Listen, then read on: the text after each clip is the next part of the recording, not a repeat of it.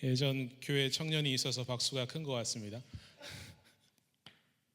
안녕하세요. 소개받은 목사 담안유입니다. 성이 담씨인데 혹시 담씨 본 적 있으세요? 제가 첫 담씨면 손 한번 들어보시겠어요? 담씨를 본 사람이 있구나. 저는 저희 할아버지가 1940년대 중국 산동에서 한국으로 이주해 오셔가지고 이주민 3세대입니다. 그래서 성이 좀 특이한데 제가 예전에 다른 학교에서 교환학생 할 때는 제 학생증 성이 탄안웨이라고 나왔어요. 이름이 4글자로 나왔는데 다행히 연세대학교 지금 신과대학 박사과정 재학 중인데 담씨라고 정확하게 나왔습니다. 여러분 주로 인스타그램 하시죠? 저는 연식이 생각보다 조금 돼가고 페이스북을 좀 더 많이 하는데 페이스북을 보면은 걔가 말을 걸어와요. 혹시 페이스북이 말을 걸어오는 경험을 보신 적 있으세요? 첫 번째 페이지, 여러분 안 하시니까 잘 모르겠지만 첫 번째 페이지를 보면은 당신은 지금 무슨 생각을 하고 계신가요? 라고 써 있어요. 저는 가끔 요즘은 기계도 뭔가 약간 사람같이처럼 느껴지고 그렇다 보니까 챗GPT랑 대화하는 것도 친구랑 대화하는 것보다 더 편한 것 같고 저를 더 존중해 주는 것 같고 그런데 가끔 그래서 거기다가 내가 지금 뭔 생각을 하고 있지? 말을 걸어오고 있으니까 거기에 대해서 뭐라고 대답해 줘야 되지? 라는 생각을 하곤 합니다. 여러분 무슨 생각하고 지내세요? 지금 무슨 생각하고 계세요? 내일부터 있을 대동제? 주점에 뭐가 있을까? 혹은 조금 지나면 있을 기말고사? 기말과제? 그리고 지나면 또 이제 방학? 여행? 내일로? 해외? 등등 여러 가지가 있겠죠. 제가 지금 아까도 말씀드렸지만 저도 공부를 하고 있어요. 대학원에서 공부를 하고 있으니까 시험이 없어요. 너무 좋아요. 근데 기말 논문이 있어요. 그래서 다 이렇게 써야 되는데 그걸 잘 마무리할 수 있을까? 지금 아직 발제 2개, 그 다음에 기말 논문 2개가 남아 있는데 언제 마무리할 수 있을지 모르겠어요. 그래서 차라리 시험을 봤으면 좋겠다는 생각이 드는데 그래서 시험 준비, 기말 과제 그리고 여러 일들을 생각해 보면은 저는 좀 소심한 편이라 내가 잘할 수 있을까? 내가 해낼 수 있을까? 그런 생각이 들어요. 저는 신과대학을 다니고 있는데 사학과 수업을 듣고 있는데 괜히 못하면은 신학과라서 못한다고 그런 소리 들을까 봐 조심스럽고 불안함이 마음속에 자리 잡을 수도 있는데 가끔 우리는 종종 그런 고민을 할 때 그 고민이라는 그 테두리 안에 나 스스로를 가둬버리는 경향이 있는 것 같아요. 우리가 성경에 따르면 우리가 마음 문을 열고 예수님을 영접하면은 예수님이 어디 계시죠? 네, 소심하게 지금 저랑 비슷하게 마음에 있다고 이렇게 하는데 마음이 여기 있나요? 성경을 보면은 우리가 하나님께서는 우리를 사랑하시고 뭐 우리를 위한 놀라운 계획을 가지고 계신다. 뭐 이런 것들을 볼 수가 있는데 그걸 알 수 있는 근거가 어디에 있죠?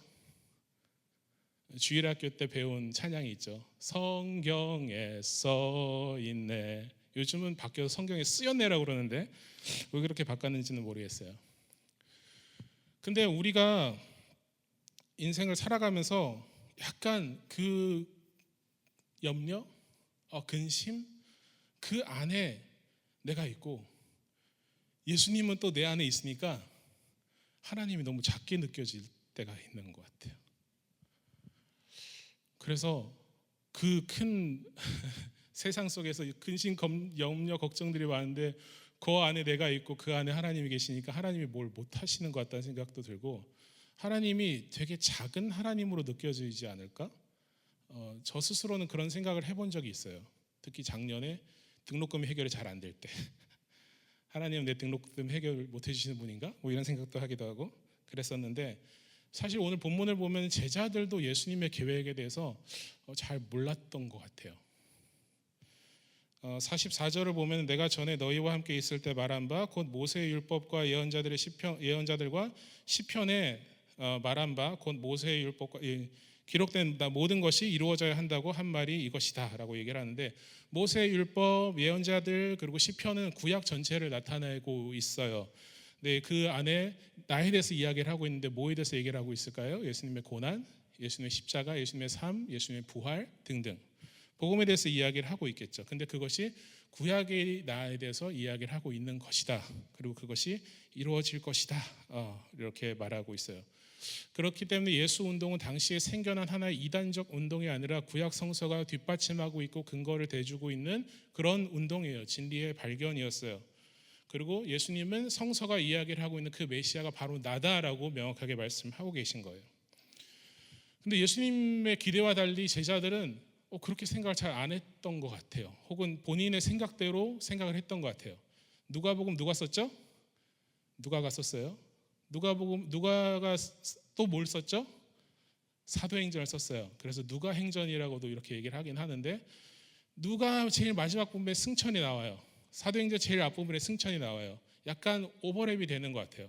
그럼 사도행전에서는 제자들이 뭐라고 그랬냐면은, 예수님, 이스라엘 나라를 다시 회복하실 때가 이때입니까? 라고 질문했어요.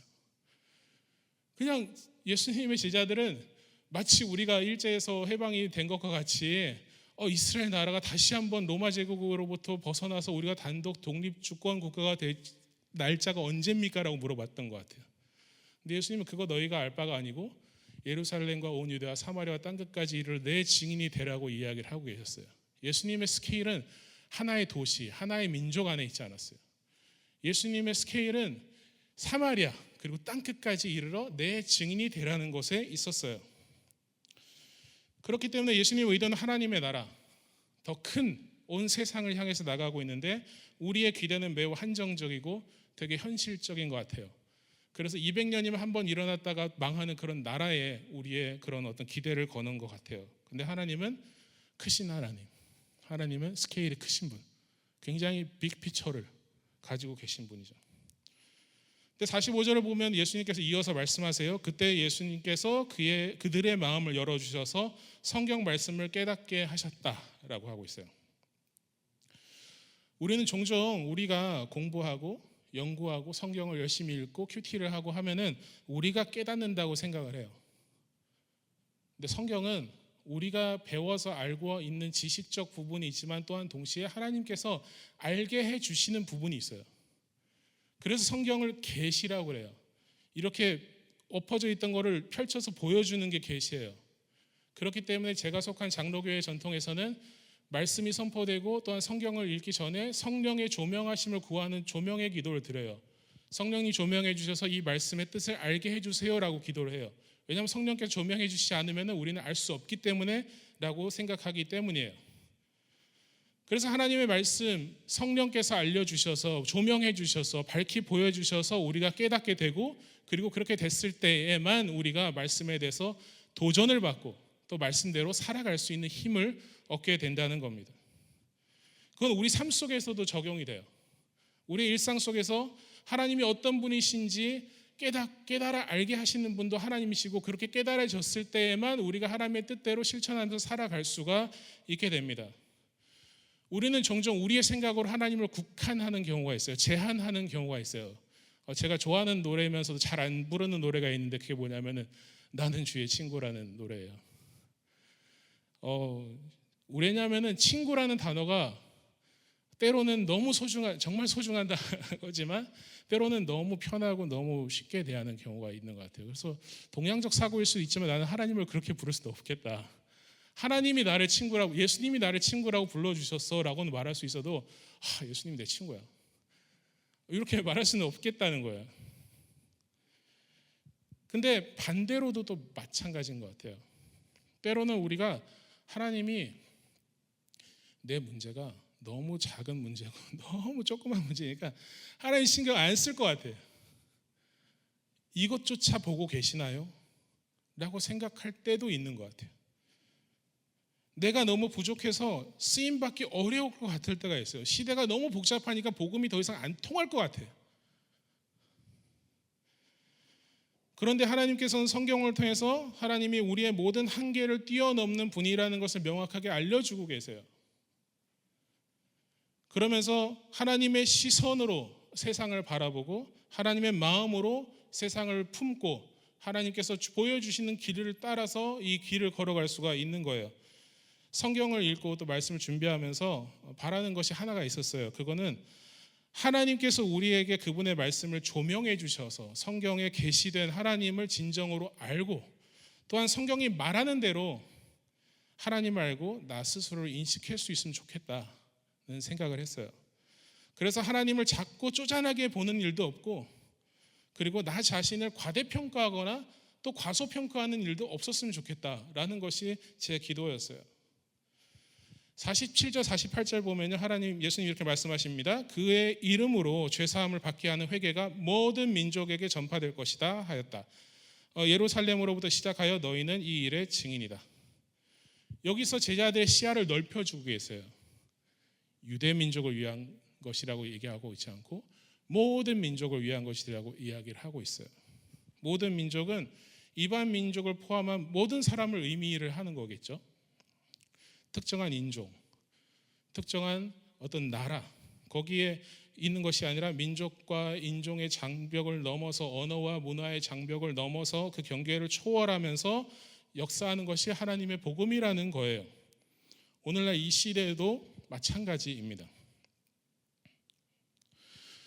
성경 요한복음 4장을 보면요, 예수님이 사마리아로 가셨어요. 사마리아 여인의 이야기가 나오죠. 근데 제가 성경이 뻥치고 있네라는 생각을 했던 한 구절이 있었어요. 그게 뭐냐면은 예수께서 유대를 떠나 다시 갈릴리로 가셨다. 그렇게 하려면 사마리아를 거쳐서 가실 수밖에 없었다라고 적혀 있어요. 근데 제가 본 책을 보니까 뭐라고 하냐면은 그때 당시 유대인들은 사마리아인이 혼혈되고 이런 사람들이니까 너무 지저분하고 너무 싫어서 그 땅으로, 갈릴리로 갈 때 사마리아를 거쳐서 간 것이 아니라 요단강을 건너서 올라가서 다시 요단강 건너서 갈릴리로 갔다는 거예요. 근데 예수님은 뭐라고 그래요? 거길 거쳐서 갈 수밖에 없었다라고 해요. 그러면은 예수님이 이 성경이 뻥을 친 거든지 아니면 예수님이 거기 갈 수밖에 없는 이유가 있었던 거예요. 예수님이 가실 수밖에 없었던 이유, 사마리아 여인 그리고 그 지역에 있는 사람들, 구원받지 못할 것이라고 생각되는 사람들한테 예수님이 가셔서 나는 갈 수밖에 없었다라고 말씀하시는 거예요. 예수님은 그때 당시 유대인의 성인 남성으로서 유대인들이 하지 않는 일을 하신 거예요. 경계를 넘어선 거예요. 저를 포함한 우리 모든 대체적으로 바운더리가 다 있어요. 경계가 다 있어요. 크고 작을 정도, 작기만 한 거예요. 근데 크고 놀라우신 하나님의 관점으로 바라봤을 때는 우리는 모두 크고 작은 우물 안의 개구리예요. 우리는 그걸 넘어서고 싶지 않아요. 불편해요. 그 경계는 다른 이름으로 컴포트 존이라고 얘기할 수 있을 것 같아요. 내가 편하다고 느껴지는 정도. 근데 하나님은 우리보다 더 크신 분이고 하나님의 경계는 우리보다 더 크신 분이고 하나님께는 경계가 없는 것 같아요. 그래서 우리의 복음전도와 우리의 선교는 경계 넘기의 실천이에요. 하나님의 말씀을 따라서 그 경계를 넘어가는 과정이에요. 그래서 하나님은 마음의 경계를 넘는 사람을 통해서 일을 하세요. 인간의 역사는 쉽게 얘기하면 경계 짓기와 경계 넘기의 역사인 것 같아요. 민족들이 형성된 다음에는 다른 민족과 다른 나라와 계속 교류를 하게 돼요. 그 쇄국 정책을 펴했던 나라들은 대체로 망했어요. 아니면 강제적으로 문호를 개방할 수밖에 없었어요. 그게 생존의 방법이에요. 전라도와 경상도가 만나고 서울과 제주도가 만나고 남과 북이 만나고 한국과 미국과 중국과 일본이 만나야 돼요. 만나야 살아요. 교류가 살아요. 심지어 하이브리드를 이루어야지 살 수가 있어요. 근데 오늘날 우리는 한 나라 안에서도 다양한 형태의 이데올로기, 정치적 배경, 사회적 구분선 안에서 살아가고 있어요. 계엄, 탄핵, 파면, 대선 이런 국면을 지나면서 여러분 그거 느끼셨을 수도 있을 것 같아요. 저는 이번에 처음으로 혐중 정서가 저 같은 화교에게도 적용이 된다는 것을 처음 알았어요. 심지어 명동에 있는 화교 초등학교 앞까지 시위대가 간 것을 보고 이 혐오의 정서가 이렇게 강하구나 라는 느낌을 받았어요. 사실 찌라시에서 나오는 화교에 대해서 주어진 혜택들 그런 것 좀 받아봤으면 좋겠는데 받아본 적이 없어요. 심지어 연세대학교에 제가 외국인이지만 외국인 전형이 아니라 일반 전형으로 들어왔거든요. 근데 장학금을 신청하려고 보니까 일본이 대한민국 국적인자예요. 나는 이 학교 학생 아니냐고 이런 생각이 드는 거예요. 근데 그런 것들을 어떻게 하면은 이런 경계들이 좀 없어질 수 있을까? 라는 그런 생각을 저는 계속 하게 되는 것 같아요. 극우, 보수, 중도, 진보 등 다양한 정치적 집단에 소속된 그리스도인들끼리도 페이스북에서 화나요 누르고 언팔하고 차단하고 그러면서 저 안에 굉장히 큰 불편함이 뭐였냐면은 정치적 이데올로기가 복음보다 크구나 이런 생각을 하게 됐어요. 마음이 너무 아팠어요. 복음은 그런 게 아니잖아요. 복음은 포용적이고 포괄적이고 모든 사람을 향한 좋은 소식이잖아요. 그리스도인은 그게 기초가 돼야 되는 거 아니에요? 교회는 민족주의나 정치적 선입견을 따라서 복음을 제한해서는 안 됩니다. 하나님의 사랑은 바운더리 경계를 넘어섭니다. 컴포트존을 넘어서서 국경도 넘어섭니다. 그리고 가장 중요한 것은 하나님의 사랑은 그런 경계, 그런 장벽을 무너뜨려요. 하나님의 사랑은 두려움의 장벽을 무너뜨려요. 베를린 장벽이 무너졌던 것처럼. 저는 오늘 우리 학생들과 이렇게 말씀 나누면서 우리 연세대학교 안에서라도 경계 넘기를 한번 실천해 보면 좋겠다라는 생각을 했어요. 우리에게 다가온 세계가 있어요. 이 자리에도 뭐 유학생이 있을 수도 있을 것 같고 아니면 적어도 나도 유학생이니까 유학생인가? 하여튼 여기서 태어났지만 어쨌든 외국인 학생이에요. 주위에 눈에 잘 띄는 외국인, 뭐 히잡 이런 거 쓰고 있는 분들도 있고 아니면 정말 비슷하게 생겼는데 사실 나 외국인이야 하는 사람도 있단 말이에요. 연세대학교라는 같은 토대에 우리가 있어요. 그 같은 토대 위에서 우리가 자유롭게 소통할 수 있어요. 왜냐하면 다 이 학교 학생이니까. 근데 그 안에도 여러 문화가 있어요. 여러 나라 사람들이 있고 여러 언어가 있어요. 그런데 다행인 것은 영어로 진행되는 학과 빼고는 웬만한 유학생들 한국어 어느 정도 한다는 거예요. 그러니까 여러분들이 접근하기가 쉽고 그 장벽을 넘어서기가 조금 더 쉬워요. 왜냐하면 적어도 배우려고 온 사람들이잖아요. 그게 우리가 갖고 있는 소통의 이점이에요. 그래서 학교에 있는 동안 여러분 주변에 있는 유학생들과 친구가 되고 그리고 같이 밥도 먹고 같이 생활하기도 하고 의도적으로 좀 그렇게 같이 친해져 보면 좋을 것 같아요. 이건 단지 뭐 외국인이니까 그렇게 해봐라라는 게 아니라 이게 우리가 할 수 있는 경계 넘기의 실천이에요. 저는 여러 나라를 다니면서 여러 사람들 만나면서 제 경계가 조금씩 무너지고 넓혀지는 경험들을 계속 해왔어요. 여러분들도 충분히 그런 경험들 많이 하셨을 것 같아요. 근데 그거를 우리가 이 학교 안에서 실천해 볼 수가 있어요. 그리고 그들에게 그리스도인의 친절을 베풀어 보세요. 삶으로 여러분들 어떤 사람들인지 잘 보여줬으면 좋겠어요. 그리고 기회를 얻게 될 때 그 친구에게 예수님을 소개시켜 줘 보세요. 교목님이 도와주실 거예요. 이런 작은 경계 넘기가 쌓이고 쌓여서 정말 그 노래처럼 아름답게 하리라. 이 땅을 혹은 연세를 아름답게 하리라 될 수 있을 것 같아요. 그리스도교는 내부 지향적일 때 항상 썩었어요. 밖으로 나갈 때 살았어요. 하나님의 계획과 사랑 우리가 경험하고 싶잖아요. 하나님의 능력 경험하고 싶잖아요. 그 컴포트존을 넘어서야 돼요. 그럴 때 하나님이 거기서 역사하시는 것을 우리가 만날 수가 있어요. 근데 말씀을 마무리해야 되는 시간이라 빨리 넘어가면은 뭐냐면은 49절을 보면은 기다리라고 그랬어요.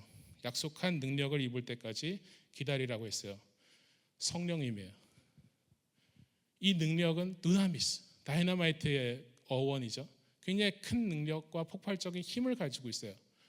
예수님이 우리를 보내시는데 그냥 보내시는 것이 아니라 성령을 보내셔서 성령의 능력을 힘입고 그 말씀을 실천할 수 있도록 우리를 도와주세요. 이게 하나의 약속이에요. 그리고 능력이에요. 그 다음 또 하나 뭐냐면은 제일 마지막을 보면은 예수님이 승천하셨는데 제자들이 기뻐하고 있어요. 어떻게 보면 우리 선생님 어디 가셨어? 멀리 가셨어? 이러면 되게 슬플 것 같은데 되게 기뻐했어요. 왜냐하면 예수님이 그들을 축복해 주셨어요. 예수님이 약속의 성령을 기다리려고 하셨어요. 예수님께서 또 다시 오신다고 말씀하셨어요. 이 모든 것이 제자들 안에 소망으로 작용했고 희망으로 작용했어요. 예수님께서 오신다고 그러셨어요. 예수님께서 다른 말로 예수님께서 오시고 계세요. 그리고 이 때문에 그 가운데 우리 성령을 믿고 붙잡고 하나님 말씀대로 크신 하나님, 따라서 경계 넘기를 실천하면서 나아갈 때 그 자리에서 하나님의 능력, 하나님의 계획을 우리가 경험할 수 있을 거라고 저는 믿습니다. 그래서 제자들과 같이 우리가 기쁘고 찬송할 수 있는, 그렇게 이 모든 일들을 임할 수 있는, 그렇게 경계 넘기를 두려움이 아니라 기쁘고 찬송하면서 경계 넘기를 할 수 있는 우리 모두 되기를 간절히 소망합니다. 함께 기도하겠습니다. 하나님 아버지, 감사합니다. 오늘 이 자리에 우리와 함께 하여 주셔서 감사합니다. 오늘 우리가 이 연세 땅 가운데서 함께 하나님이 어떤 분인지 더욱 깨달아 알게 주님께서 그렇게 역사하여 주시고, 또 약속하신 그 성령님을 우리에게 보내주셔서 우리가 그 성령의 충만함과 인도하심을 따라서 크신 하나님을 깨닫고, 그리고 그 크신 하나님과 함께 경계 넘는 그 연습을 하고 실천을 하는, 하나님의 말씀을 따라서 하나님의 말씀이 가는 곳까지, 하나님의 눈이 보는 곳까지, 하나님 마음에 있는 곳까지 하나님과 함께 성령님의 능력 안에서 그렇게 걸어 나아갈 수 있도록 인도하여 주시옵소서. 모든 여기 있는 형제자매들 예수님의 이름으로 축복합니다. 주님 이들과 함께 하시고 역사하여 주시고 인도하여 주시옵소서. 예수 그리스도 이름 받들어 기도드립니다. 아멘.